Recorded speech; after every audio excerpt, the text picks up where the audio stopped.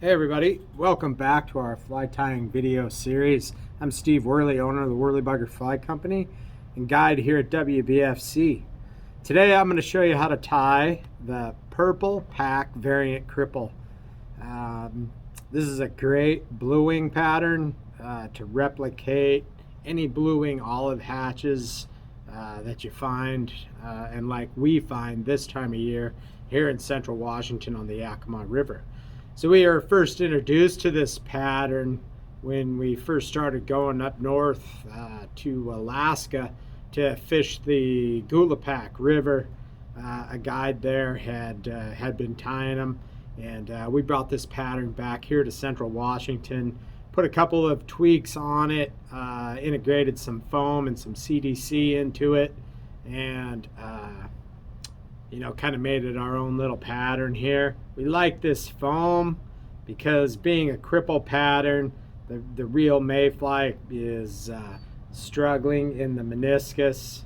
This little piece of foam here kind of acts like a rudder and pushes a little bit of water, which creates a little vibration, a little bit of a movement on the surface. It sits really low and it adds a little bit of flotation, keeps it right in the film.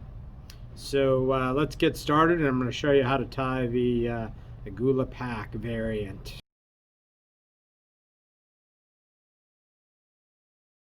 All right, so let's get started tying the Purple Pak variant. The Pak is just an absolutely fantastic river if you ever get a chance. For big rainbows, definitely go and fish it. There's more information about it on our website. If you're interested in fishing in Alaska, we do hosted trips to the Fishing Bear Lodge, and we'll definitely be experiencing the Agulapak River there. So first thing that you're going to want to do is load your hook and your vise. This is a Gamakatsu R10B size 16. The R referring to retainer bend. So it has a very unique bend, very sticky, very sharp, and retains big fish. So that's what I like about it. Big fish tend to have pretty heavy cartilage in their mouths. So this fly, when they eat it, goes in and typically doesn't come out until you pull it out. So work a thread base down the shank of the hook all the way to the bend. And then we're going to take 3 pieces of purple flashaboo, and this is going to be our tail. You want to even those up, and it's a little easier if you get your thread up there on the top. And we're going to bind these. We're going to bind these in the back of our fly. Going to be our mayfly tails. So secure those nice and tight and trim them off. You want those to be about the same length as your hook shank. If you leave them a little long, that's absolutely fine. You can fine-tune this pattern when you're all done tying it. So the next thing that we're going to do is we're going to grab 6 or 8 pieces of purple flashaboo. And it's a little bit easier to work with. The stuff is super thin mylar, so if you take and wet it a little bit, it will stick together. And it's a little bit easier to wind forward so it doesn't come apart on you. So we'll take and we'll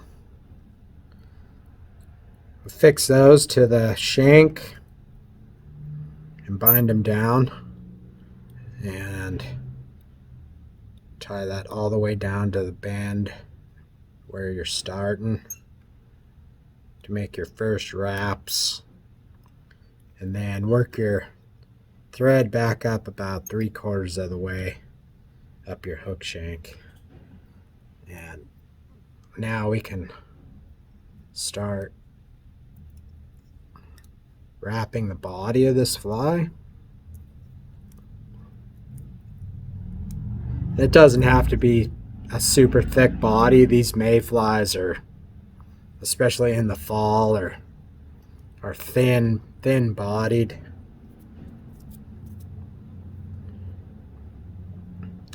So once you get to your thread point there, you're going to want to make a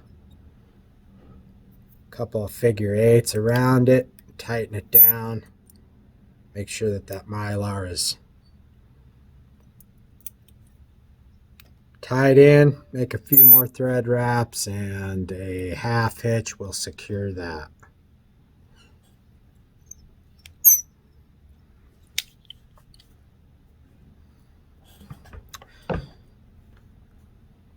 So our next step is to grab a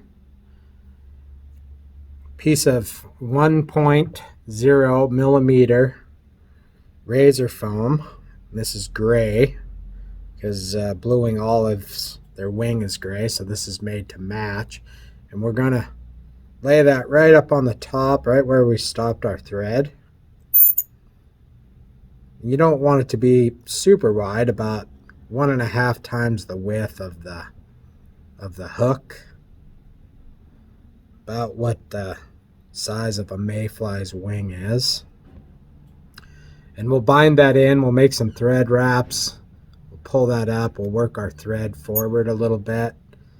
You want to stay behind that small little eye. You start tying 16, 18s, and 20s. You don't want to overcrowd those eyes and not be able to get your tippet in there. So make sure that you leave a couple of thread wraps behind that eye. So once you've done that, you can take and trim that off, and it's okay if you leave that a little long. Again, you can kind of fine tune it at the end. It's better that it stays a little bit long at the beginning, and then once you finish your fly, then you can make all the adjustments that you need to. So the next thing that we're going to do is we're going to grab a piece of CDC Tough here. This is a naturally floating water repellent feather from the bottom of the duck, and you can see the stem part. We want that facing backwards. We're going to lay that right on top of the thorax, and we're going to bind that down as well. Okay, and then you can take and trim out that stem. Now you're going to want to pull it forward and just make a few thread wraps in front, just so it's standing straight up. Doesn't have to be perfect, because once we apply the dubbing, it will and the hackle will make it stand up even straighter.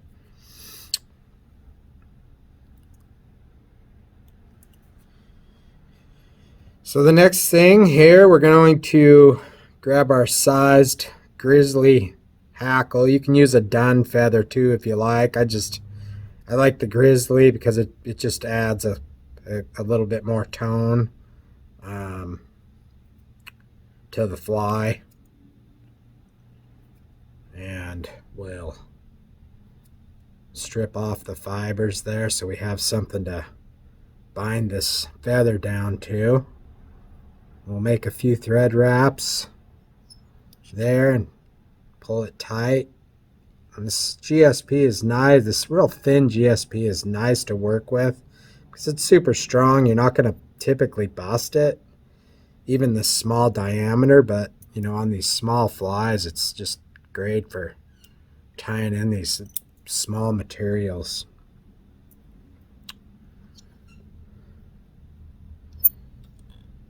Okay, so we got our Grizzly Hackle tied in.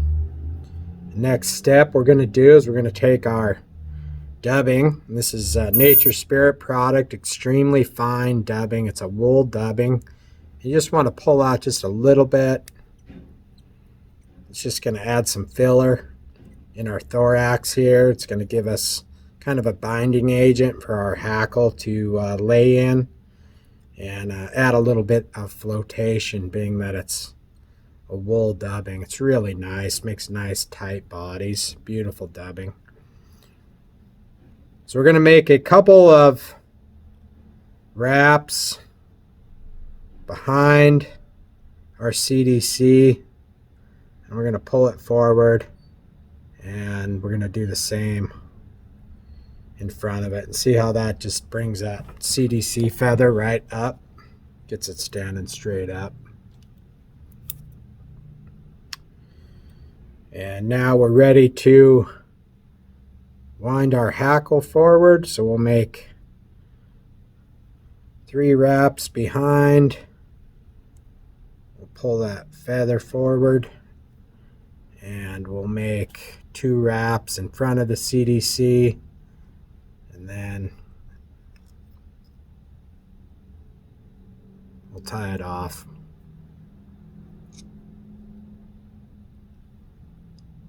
And pull kind of tight. You got to be careful with this GSP when you're working with foam, because it'll slice through it.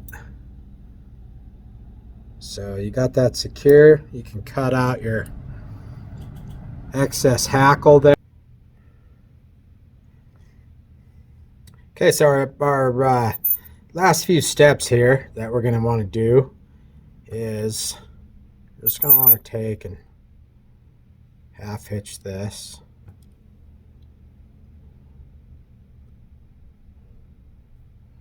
Make a couple.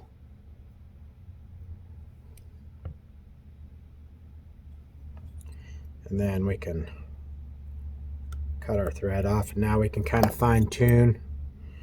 You can check your tails. This here is a little bit longer than what I like, so we're going to cut that back a little bit, like a little bit left there, just so it, like I said at the beginning of the video, so it pushes some water. And then we're going to take the very top of our CDC, and we're just going to cut it right on the very tips of the Grizzly Hackle there.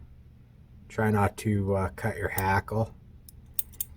And tails look good, and that is the Pak Variant Cripple. Great for Blue Wing Olive hatches here in central Washington throughout the fall.